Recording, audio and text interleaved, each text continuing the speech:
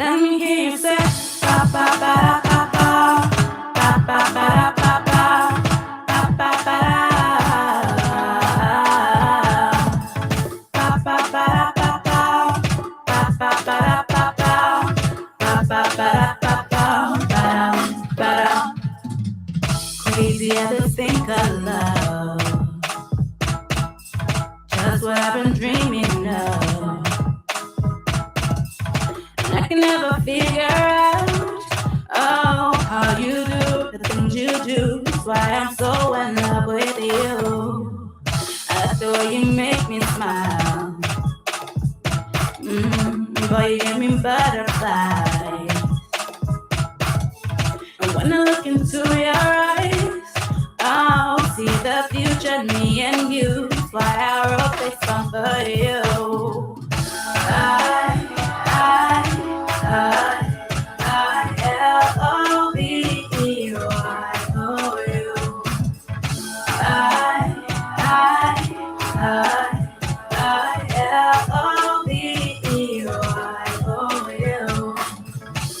Just want you to know what I think of you. L-O-V-E-Y-O-U. Baby, you've got what it takes to make your girl say L-O-V-E-Y-O-U. If I met you in another life and you asked me to be your wife, with grace and a smile I say, yeah, always now and forever. You be my one and only lover.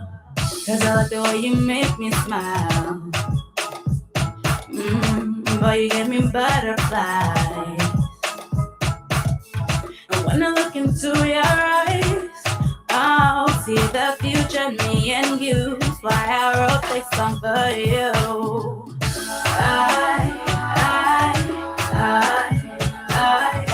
L-O-V-E-Y-O-U.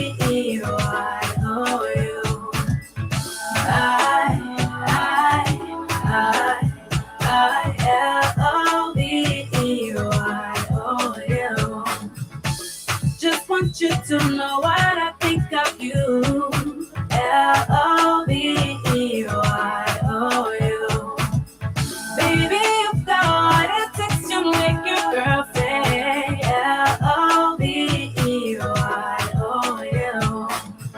Ba ba ba da ba ba ba ba ba da ba ba ba ba da ba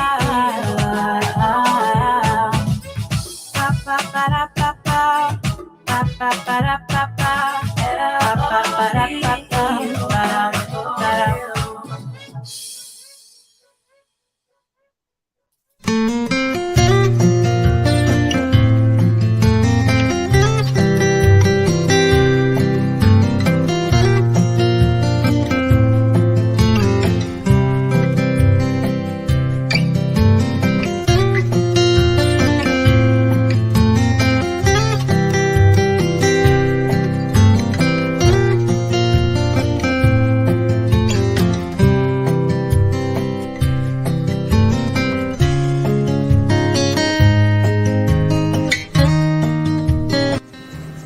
Good morning, ladies and gentlemen. Welcome to Attorney Commander J.R. Glapohkpa Chesson talk show.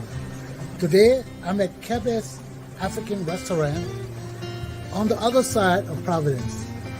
And she is right here. Please introduce yourself.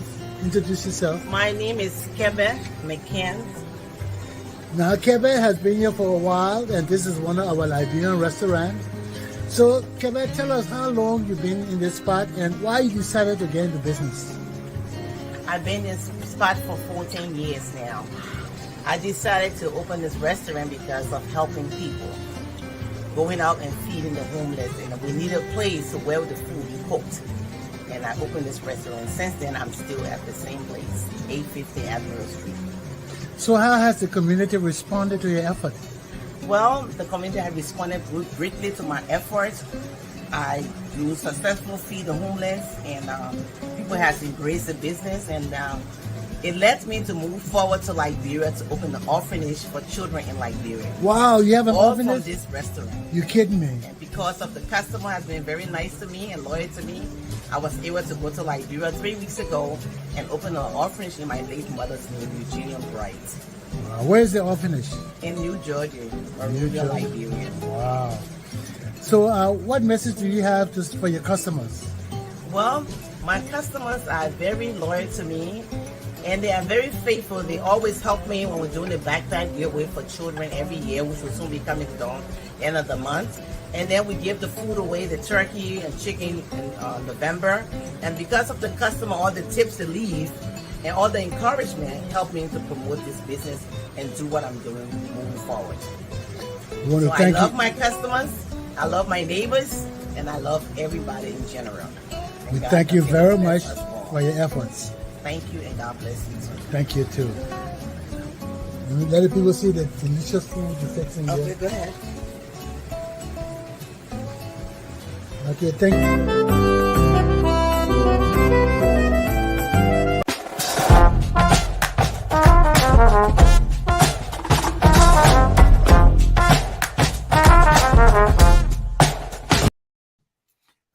Good morning, good morning. Ladies and gentlemen, welcome to Tony Commander, J.R. Glapohkpa Chesson talk show. It's low to mid-50s in Providence, Rhode Island. I think I heard that this weekend's supposed to be kind of good. I don't know if we're expecting any rain, but if there is, listen to your news and govern yourselves accordingly, okay? Safety first. So, for 40 years nearly now, we have talked about change in our country. I mean, this song began under Tubman, in the late days of Tubman. We started hearing about change, change, change.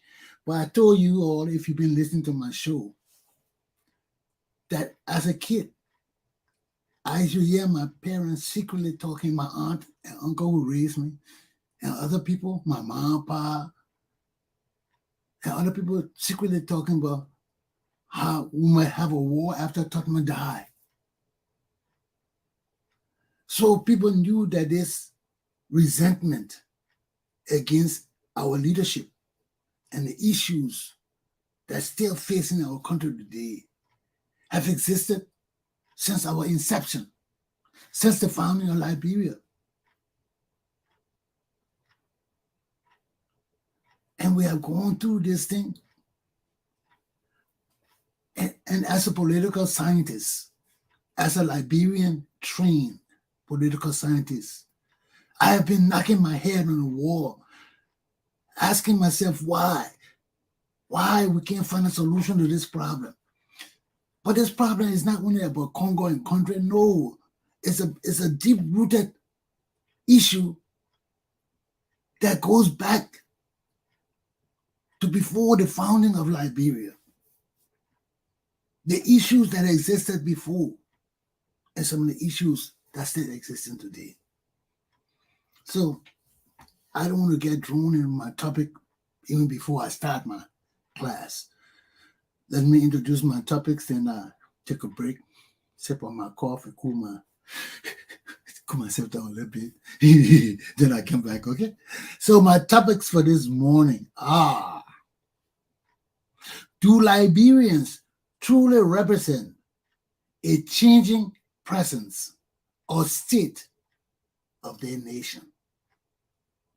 2, frying jam donuts at Dr. Glenn S. Prescod Community Self-Help Vocational Baking School on the Buduburam Refugee Camp in Ghana.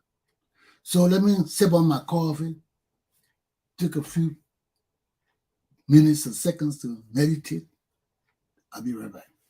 Don't go nowhere.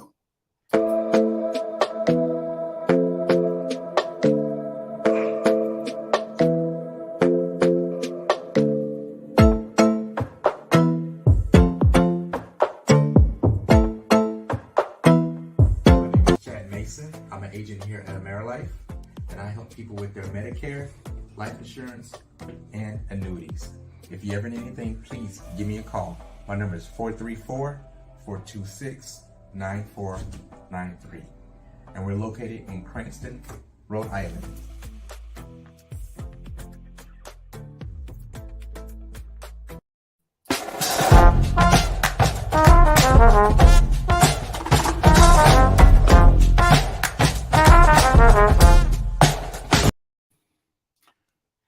It's good to be back. Now, let me put up my topics. I had to move here for his phone number to be shown. Okay. Do we really represent a changing presence in our country? I mean, it bothers me, man. It bothers me. With all the educated people we got, with all the people still going to school, striving to get an education today in our society, in our communities around the world. And here we are, still dealing with the petty issues that we should have dealt with from the time our society was founded. We should have dealt with some of the issues. And if we don't deal with it now, we can't move our country further. I listen to Ellen Johnson Sirleaf. I listen to all these people who have led our country, man. It's a shame. It's a stinking shame. Anybody in our poor country that has served as official in our government and received the salaries that these people have received since Ellen Johnson Sirleaf been in power to this very day, that's corruption. They are corrupt. They are evil. All of them. Because Ellen Johnson Sirleaf came to set the foundation for us to rise.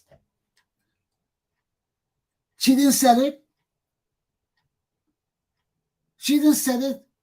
She window screened it or addressed it for us to think that it was the right thing. But look at it falling apart right now. Ellen Johnson Sirleaf's legacy is falling apart. Has fallen. It's not falling. Has fallen apart. Because when you come to build a legacy, you build the foundation so that when anything shake the top, the foundation remains solid. And look at everything falling apart now. Look at all the political parties we got in our country. All of them dividing. All of them dividing. Everything we put down to do or plan to implement, it falls apart. Because in the first place, it was not done right. It was not done with sincerity to last. It wasn't done in the best interest of the Liberian people. That's why things fall apart. Because if I'm a builder and I go to build a house, I will use the best cement, the best steel rod, the best, everything I got to use, even down to the workers, to make sure that building lasts. And when we talk about good building, look at the True Party building in Monrovia today. Since 1980, that building was destroyed. That building is still standing there. The structure is still standing there. That's an example of building something that's strong from the foundation. Now, if people got the money, they can go evaluate the structure again and see how firm it is. And maybe they don't have to break nothing down. They just add nothing to it. They just have to start remodeling and building it up again. But that's what happens when you build good and strong things. That way, people always tell you, my man, buy good things, man. Even if it's expensive, try and buy it. Because you buy these cheap things, except you don't mind using it for just 3 years and getting rid of it, or using it for 1 year and getting rid of it, or 6 months and getting rid of it and getting a new one. If you're that kind of person, more power to you, because there are certain things I buy myself, I will not buy an expensive one. Even the cheap one lasts me for 1 year.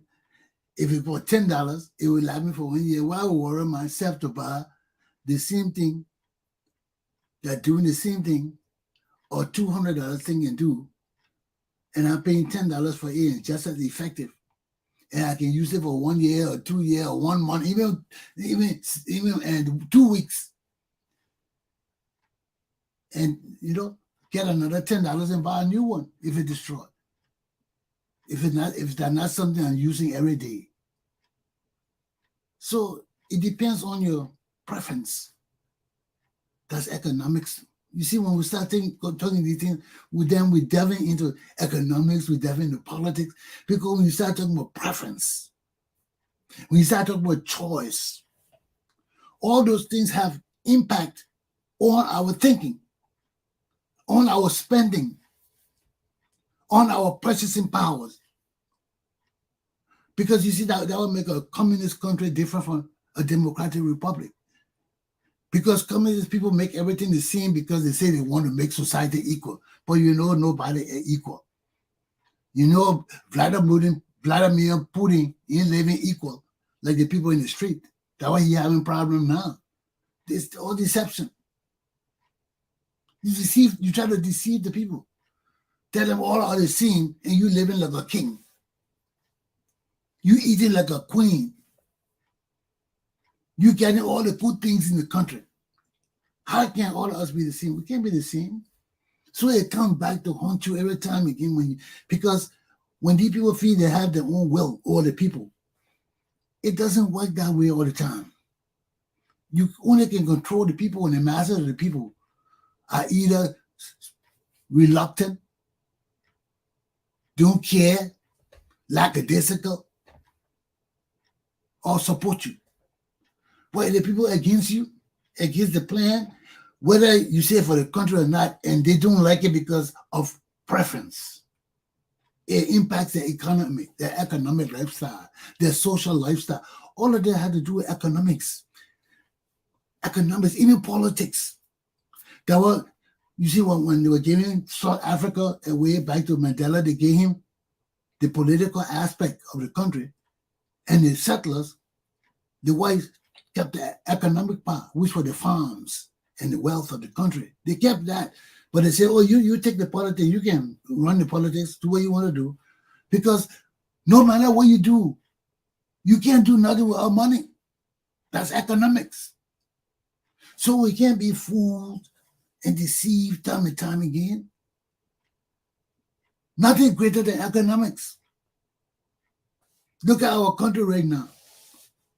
Our country is poor because of poor management, starting from Ellen Johnson Sirleaf. You see, Ellen Johnson Sirleaf wanted not poor management, that poor vision. That poor vision. And partly being afraid too. Some of the things she did, I don't blame her. But when her sons then start ruining our companies, start making money they're not supposed to make, and they're getting off with a slap on the hand, that's a problem. Because we got better Liberians across the world that can manage our government better than Ellen Johnson's children. So why would she think her children can manage our country because they're her children? She think her children honest? I wouldn't trust my child with the people's property. Why you think you can do that? And if you're so educated, you should know that. You see, that's why your education or your level of education separates you from other people. You see, when you're educated, sometimes you can't say, I didn't know. No, you can't say that. That's when the law really comes in. Ignorance of the law is no excuse. I'm a lawyer. I should know the law. Even though I don't know every law. But I should have the propensity to know that I should find out something if I need to find it out before I do it. Before I engage in something, I should ask myself, is there any legal ramification? Is there any legal impact if I do this? What will come back to haunt me? That's the first thing you want to find out. Because you don't want nothing with your fingerprints on it to come back to you. So if you're doing business and you're getting involved with business, you have a duty to know. That's another aspect of the law that's come under taught. You have a duty of care. You have a duty to know. If you're a bank manager or you're on the board of the bank and something go wrong in the bank, you're supposed to know. Because you have a duty to know. You are a bank manager. You are there to take care of the property of the shareholders. Why you think they vote every time and vote their board of directors in? Because they're there to take care of the people who giving their money. They're not there to take care of the people who running the company. No, you there to take care of the people who running the company. But they're there to give you the money. They say, okay, we trust you, board of directors. We give you this money. Manage our company. Appoint the president. Appoint the director. So you'll do that. So when anything happens in the company, you have a duty to know. Same thing with individuals. Once you educate that, you can't put George Weah. Well, George Weah said he got doctor degree. So anything he does, they will hold him to that standard. Because he's going around portraying himself as a doctor. He knows he's not a doctor. He knows he can't read and write. He knows he can't even speak. But he's going around with these people portraying himself as doctor. So if he does anything out of ignorance, because he didn't know, because he's not knowledgeable, because he didn't go to school to learn that much, but he carrying the doctor. So if he does something that somebody with a doctorate degree is supposed to know, they're supposed to know. Not know, supposed to. The word supposed to. Because you doctor. You should have read all these things. And you come and make a common stupid mistake. You're supposed to know better. So they will hold you to a higher standard than somebody who's a Zoko. Because even though some of our Zokos went to school, that's why we separate the Zokos too. Even with the Zokos. You got a Zoko who went to University of Liberia, who graduated from high school. You hold him to a higher standard than a Zoko who just coming from up country, never went to school, never saw Monrovia, don't know nothing. But you got a Zoko with a high school degree, have lived in Monrovia all his life, know all the ins and outs of Monrovia. They will hold him to a higher standard than a man who doesn't know nothing and have no education at all. So at every level of our existence, people are held to different standards because that's how our society functions. And even if there are no laws on the books saying we can't do this, you can't do that, I told you all about public policy. Public policies are laws that are not on the books. They are not in the Constitution. They're not in writing. You will never find any law called public policy in any book or writing. No. Public policy is the policy made by the public in general. Okay? The law, the officials of the government can refuse to acknowledge it. They say, oh, we're not acknowledging it, we're not making no law, all of that. We say, okay, no law. But if anything happens in the community that the masses of the people in the public are against, you don't need no law to do it. They will rise up. They will rise up. Like our rice, our staple food right now. We don't have no rice in the country. And there's no law saying that people should protest for rice or people should rise up for rice. No law. There's law saying that the government provide the atmosphere for people to buy things, to trade. That's the government responsibility. But the people take up upon themselves because there come a time you got to eat. You got to do business if you're selling rice. So that incites the people. The people themselves rise up because rice is our staple food. You all know that no Liberian feel good if they're really hungry and they don't eat rice. I know how to get hungry. I've been in America for years. I get hungry. When I get hungry, sometimes if I'm not real hungry, I would take a hamburger and eat it. I would take a sandwich and eat it. I would take something and eat it. But if I got a deep hunger in me, and I wake up, my eyes turning some way, my head turning the other way, I want rice. Nothing can stop that. Nothing. You can bring hamburger. You can bring French fries. You can bring pizza. You can bring all the meat, all the fish. If that rice not there, I'm not eating and I stay hungry. I'm not for. I eat good. I might not eating it. Oh, I will eat all of that that's in there. I eat it. I stay hungry. Y'all better learn about our people, man. So when you got this kind of sensibility amongst the people for their preference, it becomes a matter of public policy. And you can't stop that. We can't control that. I don't want to go back into the gay rights thing and all of that because that's another example of public policy where the people all over Africa say, hey, you can get all the support you want. We're not passing no law for gay rights in the country because no law can do that. The public is against it. And the president try to pass it, the people will move him by force or by voting. Either one. So it just goes to the foundation of change. What do we want as change? What are our preferences that not only impact our social lives, but everything in our economic existence for ourselves and our posterity? What is change for us, man? What does it mean to us? Does it mean we just change the people just to be changing people and perpetrate the same wickedness and corruption and evil? What does it mean to us? Does it have a mental connotation, an impact in our heads? When we hear change, what does it mean to us? It means we're just going to change our shape and continue in the dirt. We play in the mud, we just take the shape because it got wet because we sweat in there. We just put on clean shape and jump right in the dirt fighting again. So what does it mean to us? Because if it doesn't mean anything to us in our minds, why are we pursuing change? Why do we want to change anything?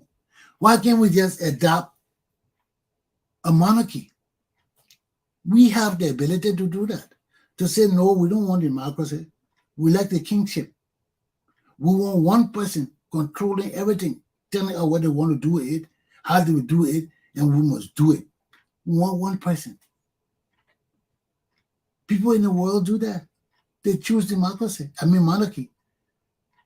They choose what is aristocratic form of governments. They choose communism. They choose socialism. If the people don't choose it, we're not working with them. We almost went communism last year. If Donald Trump had been successful in overthrowing our government, you think we'll have a democratic government? No, we're not a democratic government. When he overthrows the government by force, he got to do everything to stay in power and justify his staying in power indefinitely. So that's just the far off example of what I'm talking about. And God just bless us. God bless us.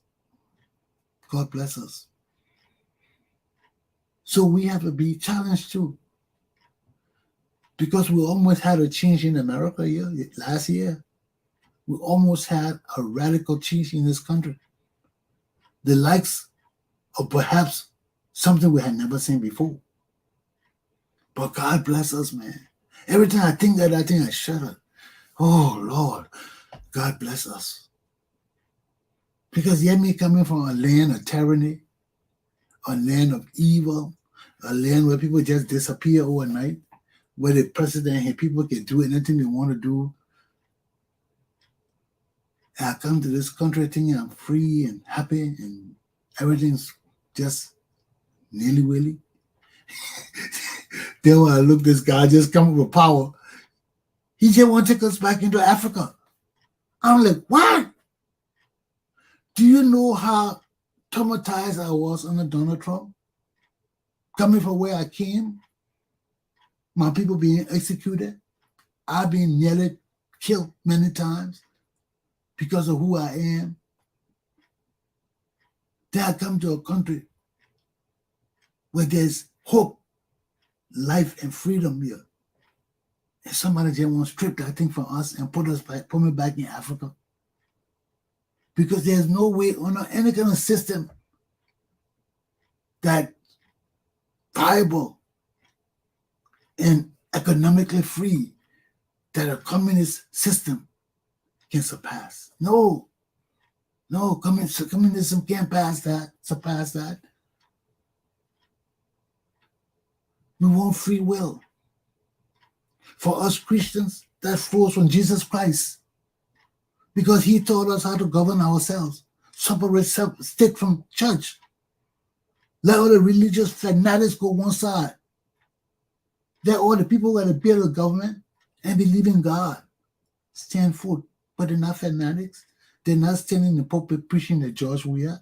No, they stay away from that stuff.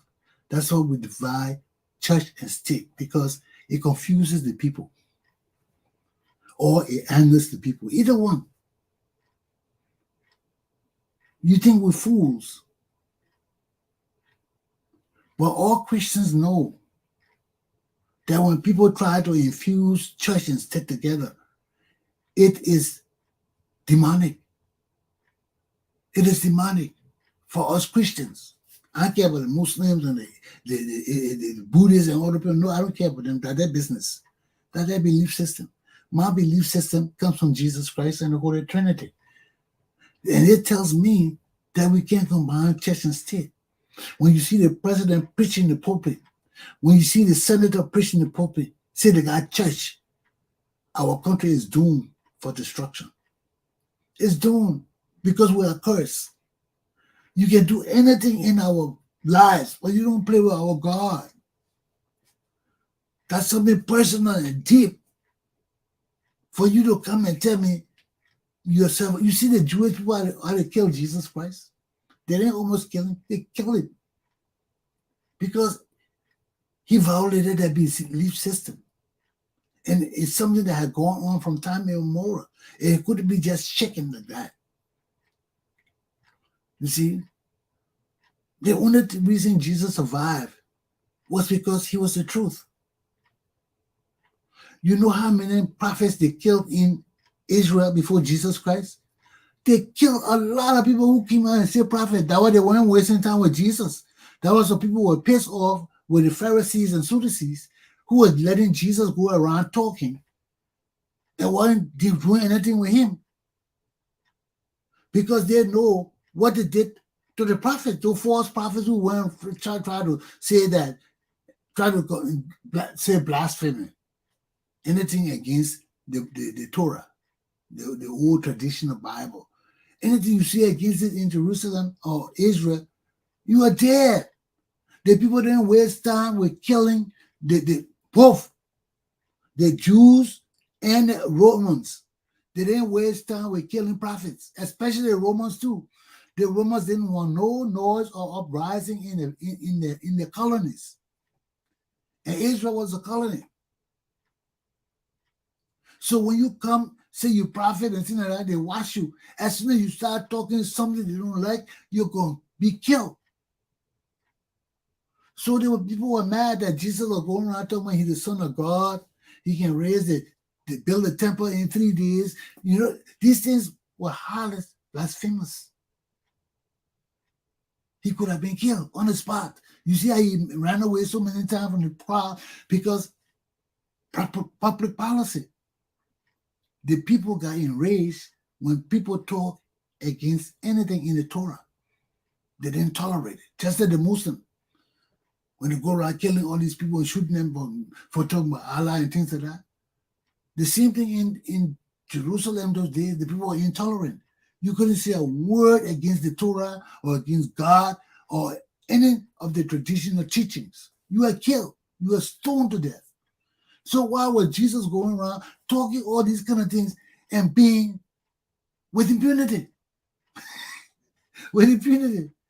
Going in the temple, and kicking all the people market away, kicking all the stone away, telling them to be out of the temple and all of that. Jesus, you have been killed a long time ago.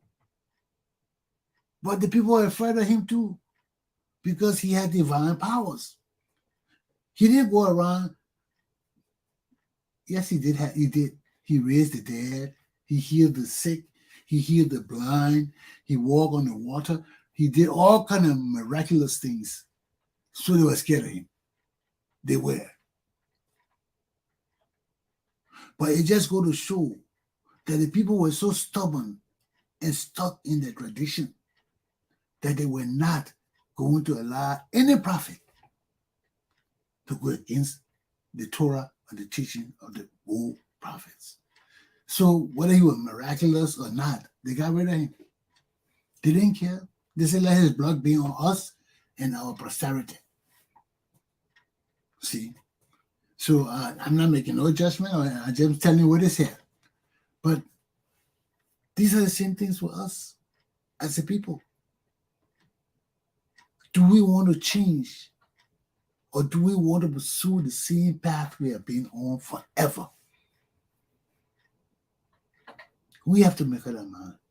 I'm not pointing to George we are today. I'm not going all over the place because everything's just falling apart in our country. All our men can agree on nothing. They're fussing over every party. Look at NPP separated the president, the vice president party now, they separated. Joe Boga, CPP separated. Nobly Kaga, Liberty Party separated. Yeah, everybody there fighting. Is this something divine or is it just craziness? Ask yourself. Whose legacy is this? Ask yourself. But we can't continue on this path. So after my lesson today, man, my Liberian people, even my African American people, you need to ask yourself, what kind of change do I want? Do I really want to change?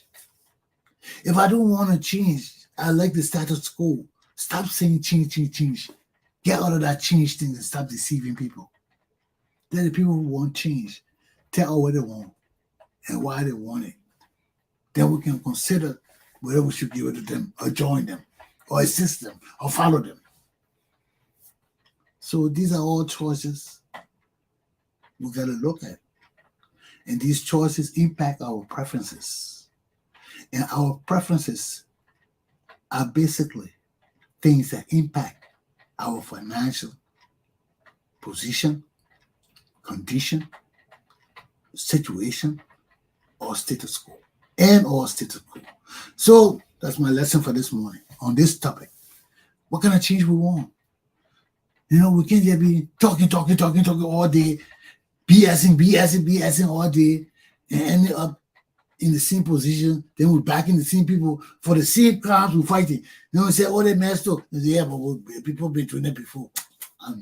So what are you talking about? What are you complaining about? Stop crying.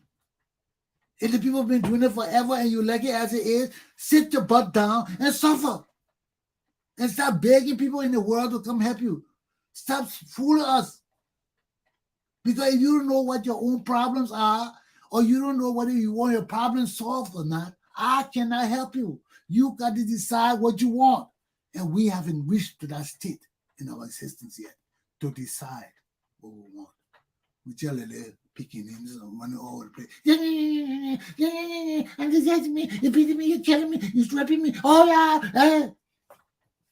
Give me a break. My class is done on this stuff. Aluta. Continua. You now want to help you, sir. You think I can help you. You now want to help you, sir. You think I will help you.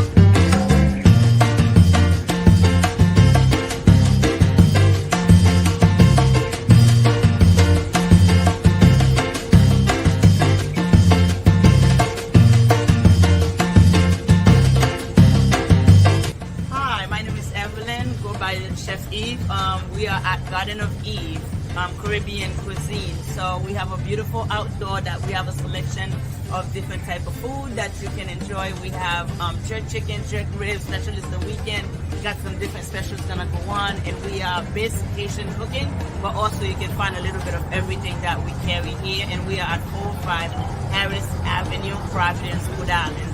Thank you, come on by and try us out. Looking forward to see you guys.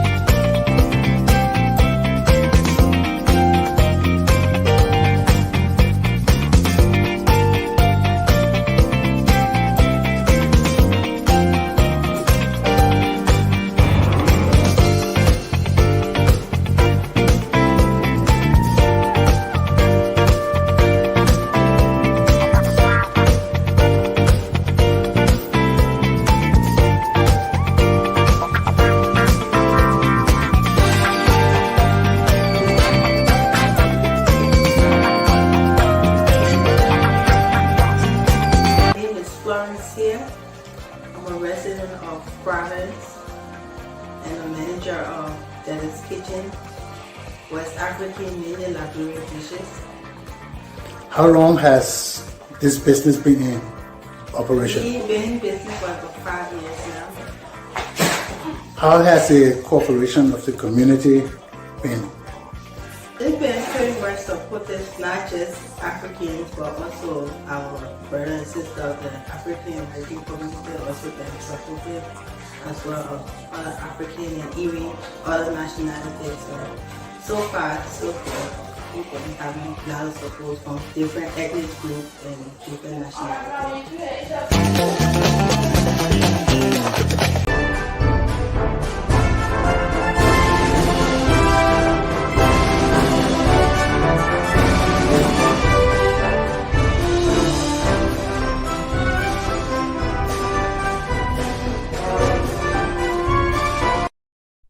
How you like my boys dancing behind me? The boys get dancing. Okay, folks, let's talk about my people on the Buduburam refugee camp in the West African Republic of Ghana. They did jam donuts yesterday. So I got the video. It just came in over the telex. So let me put it on for y'all. And let's join my people on the Buduburam refugee camp at the Dr. Glenn S. Prescod Community Self-Help Vocational Baking School. Here we go, folks. Join them.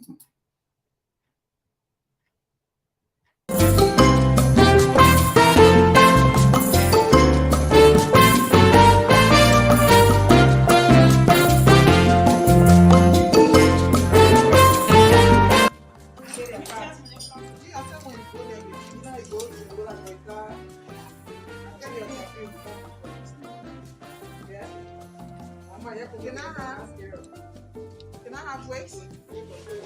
What's up, B?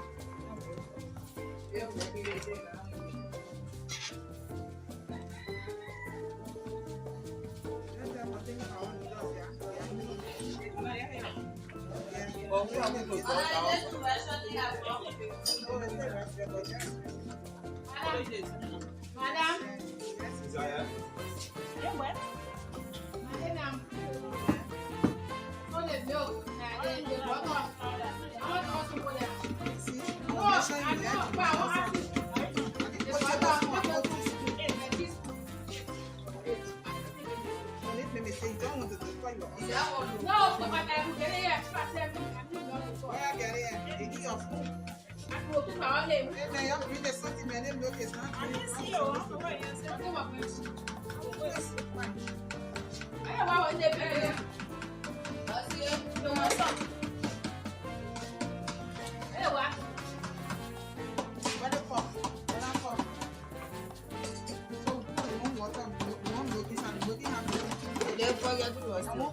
Why you want cup of tea that you get right?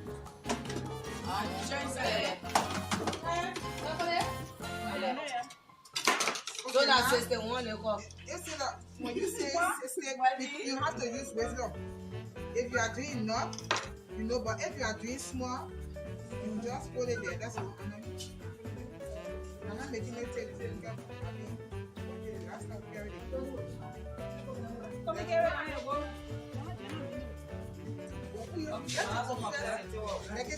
Get up from here.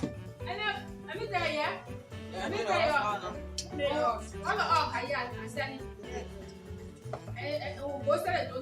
Are you calling her? Please, are you calling?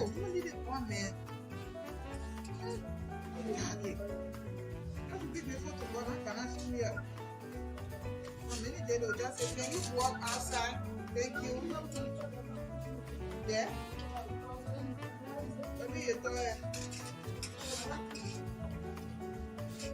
Quand les patients y ont dit, t'as toujours eu un chico. Il y a aussi mis.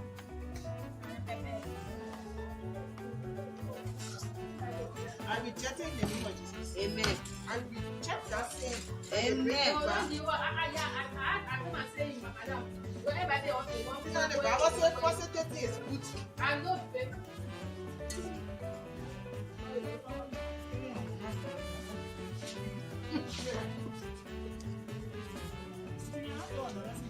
Le but n'a pas fait.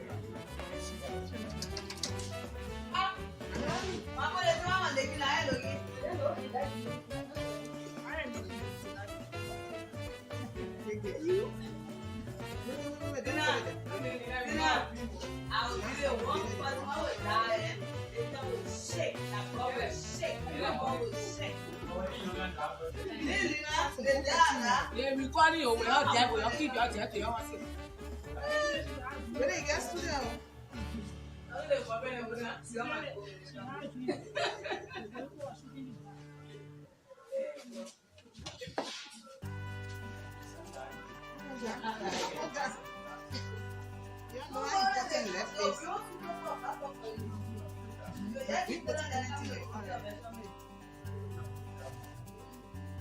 Your thing say that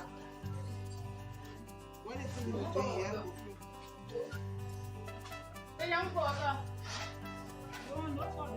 I'm no.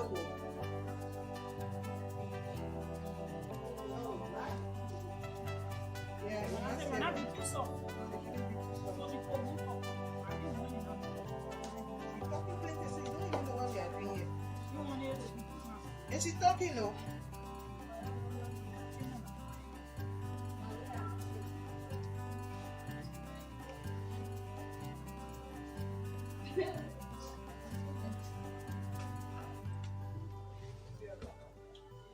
Careful with the water, it shouldn't be thick. I mean, it shouldn't be soft. Because you are carrying it to the machine. But it's too soft. So the one you are saying you move. Maybe the room is No.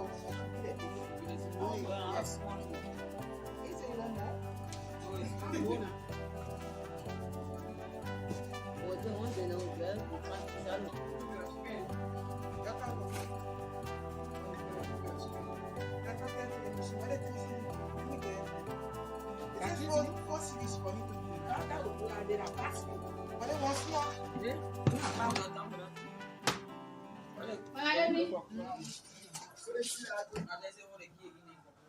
I keep you confused me. I'm recording. And this now, what is now?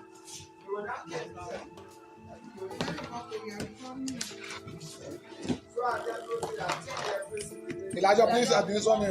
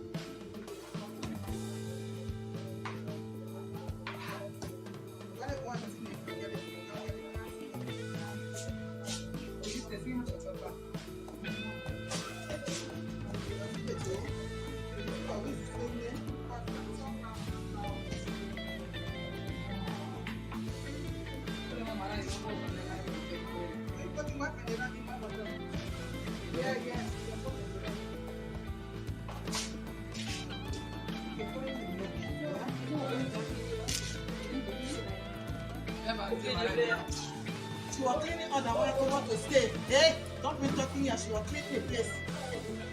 I don't know how one person will go carry there. Don't be not talking here. She's not going to walk out. She go up.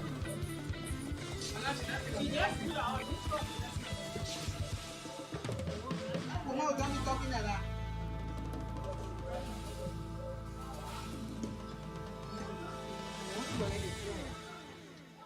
You hear me? I'm telling you.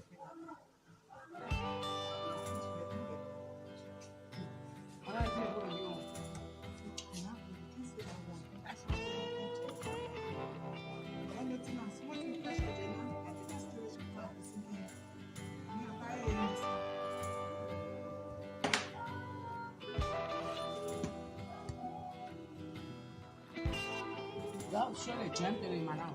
When I tell you,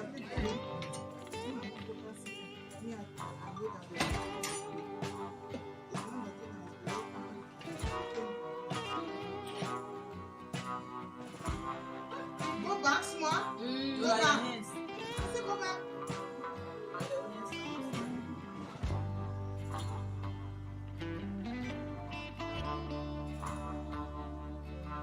And they will be expected to us one year from you. When you're doing that,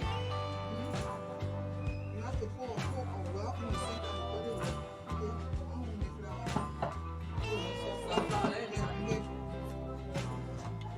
When you're doing it, you have to do that and pour a well in the center. And make sure it should be deep. If you not deep, the well in the center is there. You can't face the well in there. It's cool. Put it where? You don't know what they call well in the center. What is it?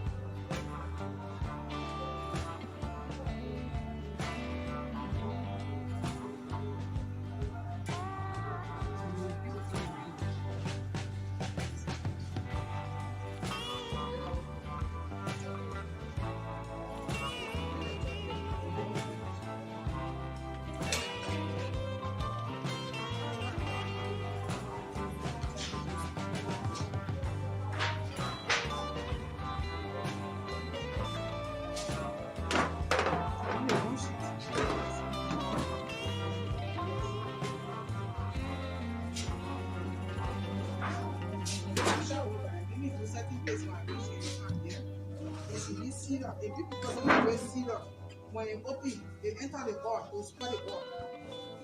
You know what I mean? Okay.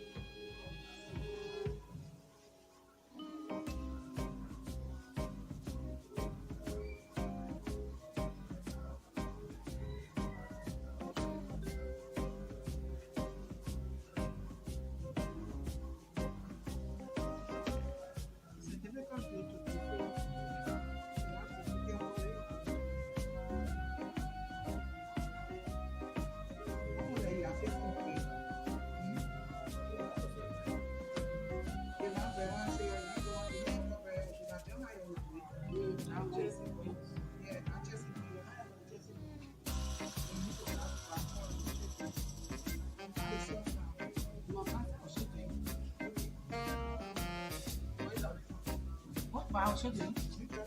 I trust myself. We will just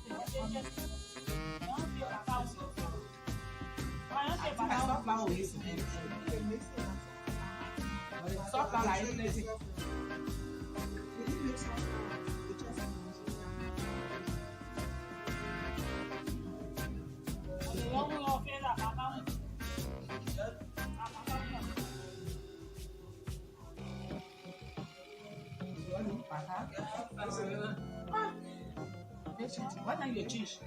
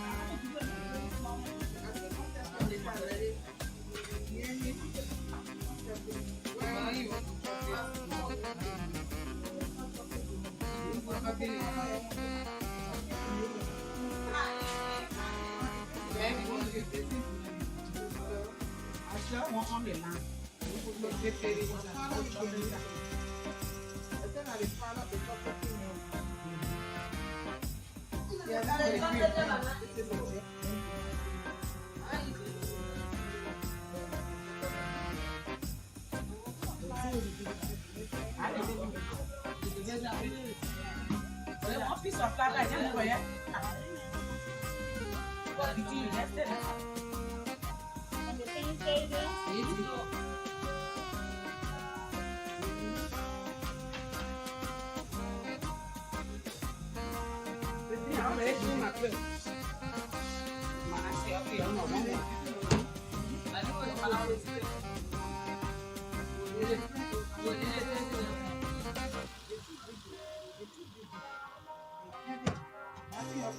I 1, 2, 3, 4, still no, right?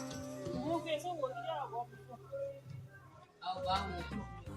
You was a madam of you say that you should see. The more the madam of I to see your first. The tea say full of healing. I want plenty. You are even listening there. They must know the right. You get him. Yeah, starting with the work. Anything, but I didn't see it now. The people are working. We working.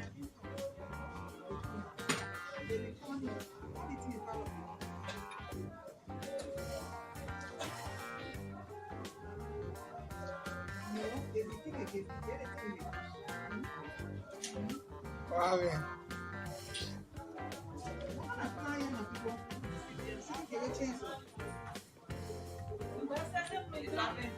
You know, you better to go. Just say you can't be put to a pass. Yeah, put it in.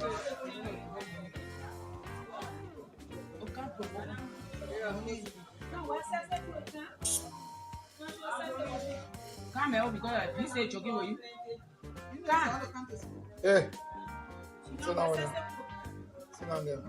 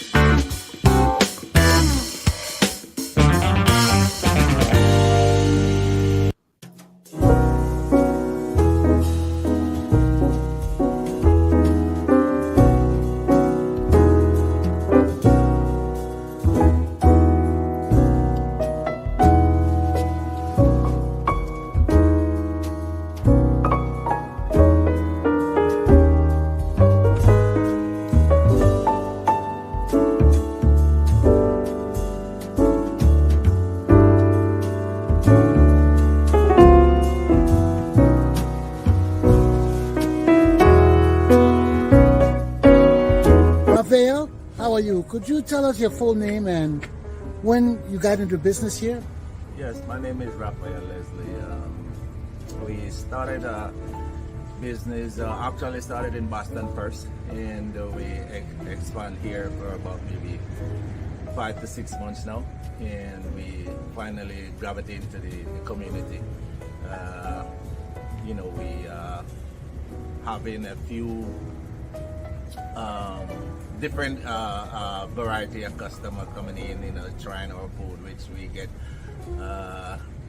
good feedback. So we've been doing all right. You know, we like the community, and we hope, you know, the community will support us. Good. It's good to hear you get support. Yes, So, you know you're going to be on my show. What message do you have for people who will watch you? Well, I would say Raphael's restaurant is actually one of the best around Massachusetts.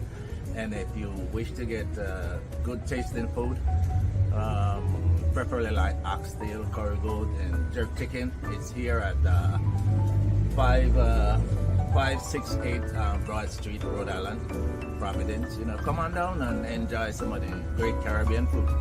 Thank you very much, Raphael. Yes, sir. You're welcome. Okay.